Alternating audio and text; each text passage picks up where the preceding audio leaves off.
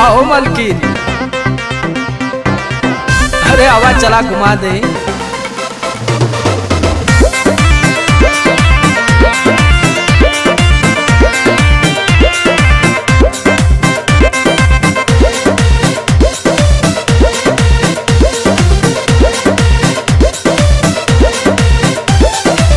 चलो ना जानू आज पटना घुमा दूं। अच्छा? चल के बजरिया में शॉपिंग करा दूं।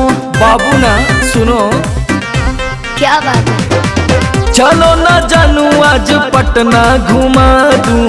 चल के बजरिया में शॉपिंग करा दूं।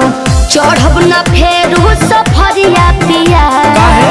काले से उठे दरदिया पिया। अरे? कमरिया पिया, ओहो। कमरिया पिया, भइल बाल पक के ककरिया पिया। अरे दादा। कमरिया पिया, कमरिया पिया, भइल बाल पक के ककरिया पिया। अरे तो बरियार फौजियत हो गई।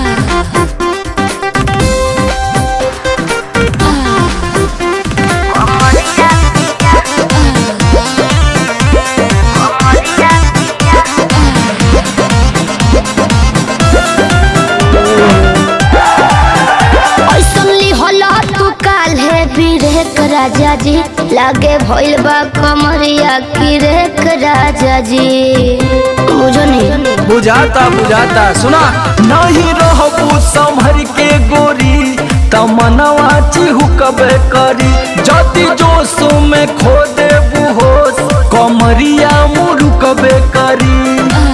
राते तू कइला बरदिया पिया। अच्छा?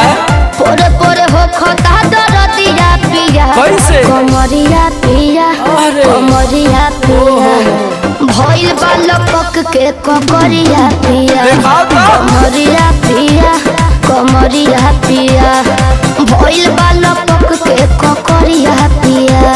पिछला उस सीजन में तो यह नाटक रहे।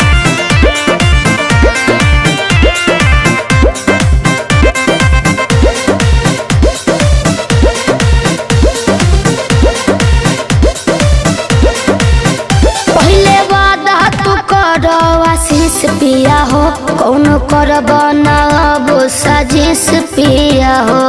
लगनू चोनाए, हाँ? एगो काम करा, बिना डीपी से झरवा लेबू तब बहुते आराम करी हो।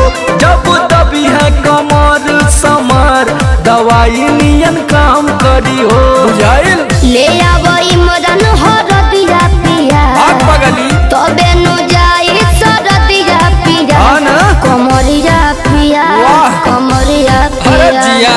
भइल बाल पक के ककरिया छोड़ पिया। कस के। कमरिया पिया, कमरिया पिया, भइल बाल पक के ककरिया पिया। चल मत कर नाटक, बंद कर फाटक। जाई सरदिया पिया। हाँ ना? कमरिया पिया, वाह। कमरिया अरे पिया, जिया। भइल बाल पक के ककरिया छोड़ कस पिया। के।